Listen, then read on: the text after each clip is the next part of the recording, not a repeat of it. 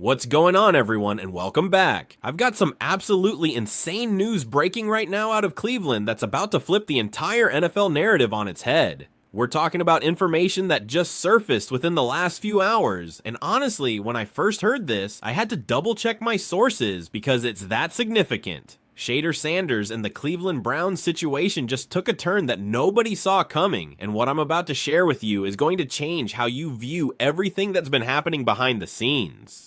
Before I get into the meat of this story, let me just say that what's unfolding right now has serious implications not just for this season, but for the entire future of the Browns franchise. We're talking about decisions being made at the highest levels, conversations happening in closed-door meetings, and a quarterback situation that's way more complex than what any of us realized. The pieces are starting to come together, and the picture they're forming is absolutely wild. So here's what we know. Multiple sources close to the organization are now reporting that there's been a major shift in how the coaching staff views Shedeur Sanders. We're not talking about minor adjustments or small changes in perspective. This is a fundamental reassessment of where he fits in the immediate plans for this team. And the timing of this shift is incredibly interesting given everything that's transpired over the past 2 weeks with the injury situation and the practice observations. Let me walk you through the timeline because understanding when things happened is crucial to understanding what's really going on. 3 weeks ago, Shedeur was completely off the radar, not getting practice reps with the first team, barely mentioned in press conferences, essentially invisible in the quarterback room hierarchy.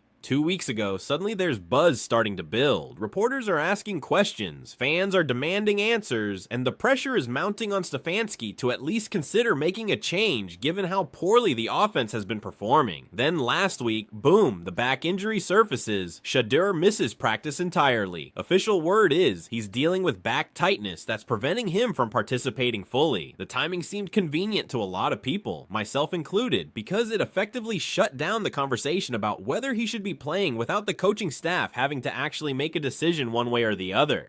But here's where it gets really interesting. This week, Shedeur returns to practice, and multiple eyewitnesses, including veteran beat reporters who've covered this team for years, describe him as looking completely healthy. Not just okay, not just getting through it, but genuinely looking like a quarterback who's ready to play at full capacity, dancing between drills, throwing with normal velocity, showing no visible signs of discomfort or limitation. Now, any reasonable person looking at that sequence of events is going to have questions. You're telling me a guy was too hurt to practice last week, but this week he's dancing and throwing normally. Either the injury was never that serious to begin with, or he's got the fastest recovery time in NFL history. Neither explanation makes the Browns look particularly good here.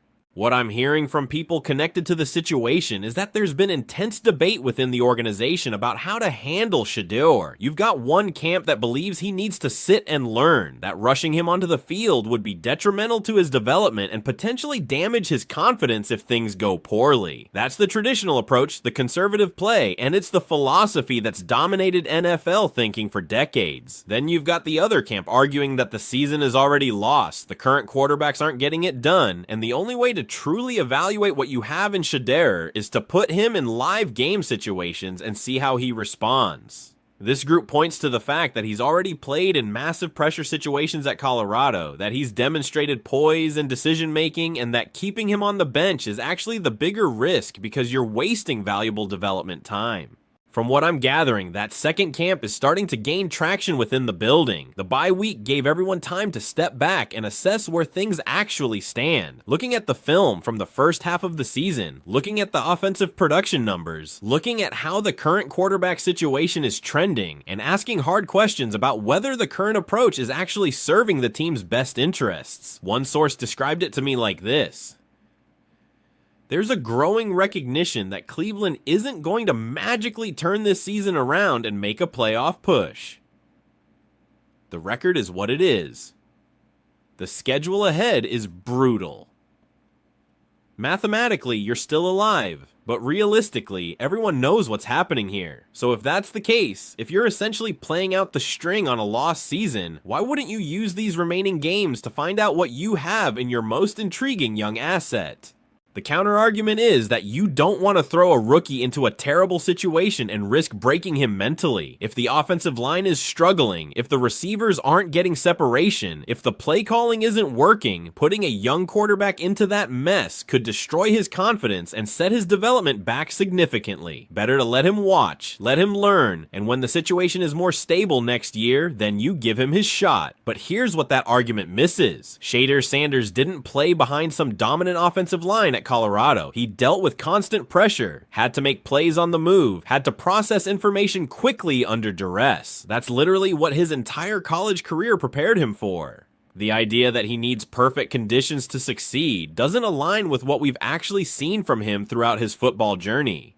What's also becoming clear is that Shedeur himself is getting frustrated with the situation. Now he's handling it professionally, not making public statements or causing drama, but people close to him are saying he's ready to play. He's confident in his preparation, confident in his ability, and increasingly confused about why he's not getting opportunities when the current situation clearly isn't working. Think about it from his perspective. You get drafted by an NFL team. You put in the work during training camp and preseason. You prepare like a starter even though you're not starting. You watch the offense struggle week after week, knowing you could potentially provide a spark. And then when the conversation starts building about maybe giving you a chance, suddenly there's an injury that conveniently keeps you sidelined just long enough for the moment to pass. Now, I'm not saying the injury was fabricated. I'm not making that accusation, but I am saying that the timing was remarkably convenient for an organization that seemed conflicted about whether they were ready to actually play him. And now that he's back and looking healthy, the question becomes, what happens next? The Jets game this Sunday represents a critical juncture. If Shedeur is active as the backup, that's a step forward from where things were. It means he's at least in uniform, at least on the sideline, at least one play away from potential action, but it also means the organization still isn't ready to give him a genuine opportunity to compete for the starting role.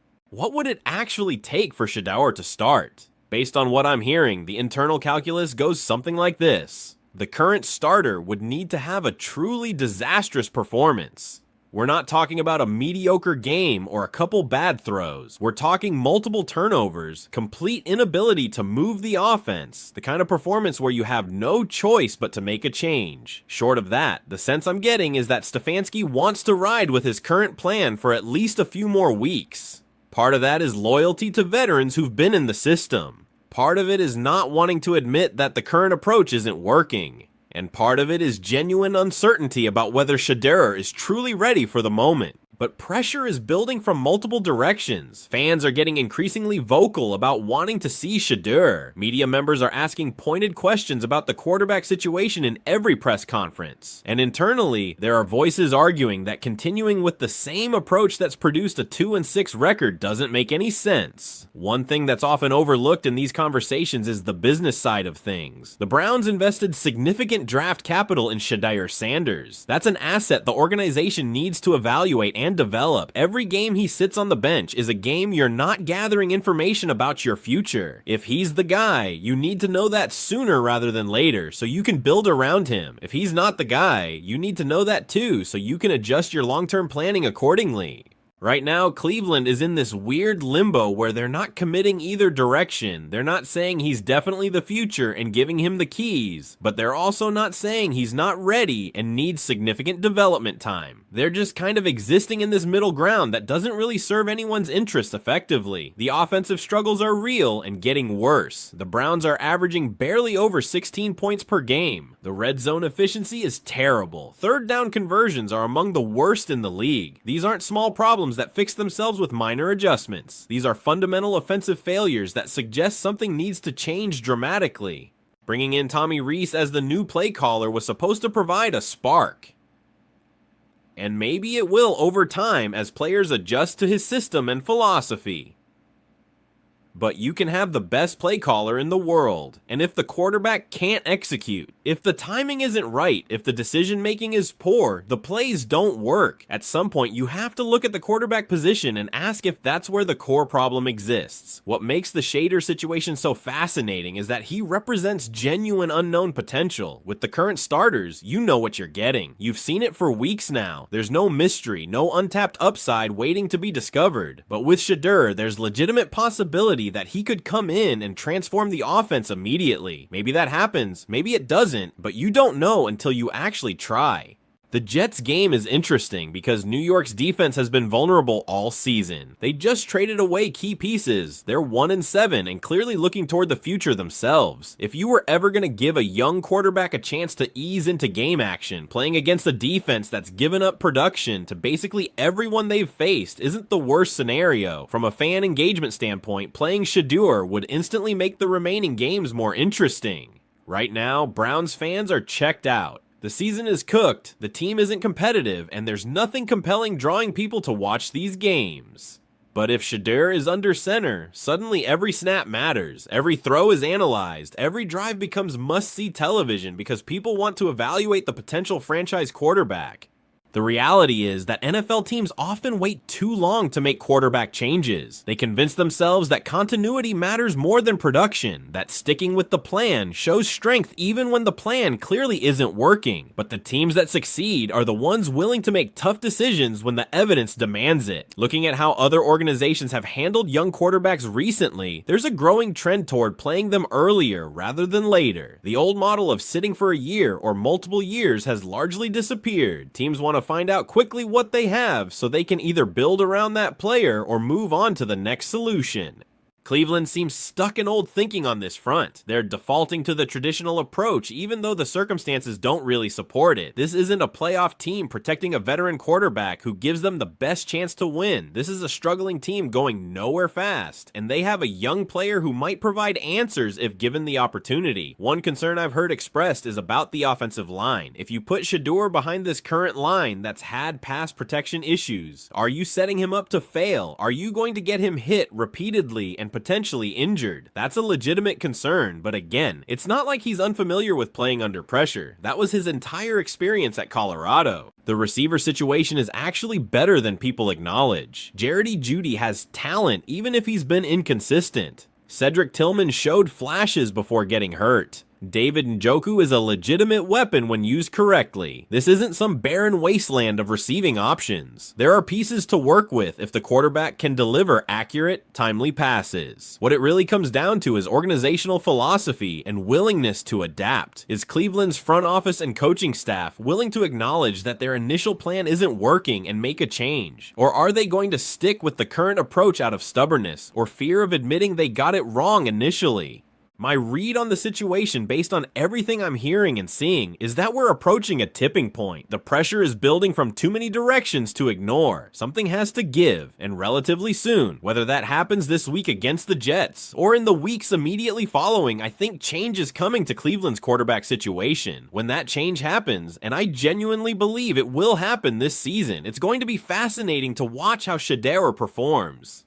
All the speculation, all the debate, all the arguments about whether he's ready will finally get answered by actual game performance. Maybe he comes in and looks overwhelmed. Maybe he struggles initially but shows flashes of the talent everyone believes is there. Or maybe he comes in and immediately looks like he belongs, making the whole conversation about whether he should have been playing all along. What I do know is that the current situation is unsustainable. You can't keep a highly drafted quarterback on the bench indefinitely while the team struggles offensively without eventually facing consequences. Fan frustration turns into apathy. Media scrutiny intensifies, and internally, the questions about decision-making at the highest levels become louder and more pointed. The Browns have an opportunity here to make a decision that could define their franchise for the next decade. If Shedeur Sanders becomes the guy, if he develops into a legitimate franchise quarterback, getting him on the field and starting that development process sooner rather than later could accelerate the entire rebuild. But if they wait too long, if they waste this season entirely without gathering any information, they're setting themselves back unnecessarily. Sunday's game against the Jets isn't just another regular season matchup between two struggling teams. It's a potential inflection point for Cleveland's entire organizational direction. Whether Shedeur plays or not, whether he's active or not, whether he gets first team reps this week or not, all of it matters tremendously for what comes next. Keep your eyes on the situation because it's developing rapidly. What seemed settled just a week ago now feels fluid. What felt certain about the depth chart and playing time distribution now feels uncertain, and that uncertainty, that sense that change could happen at any moment, makes this one of the most compelling storylines in the entire league right now.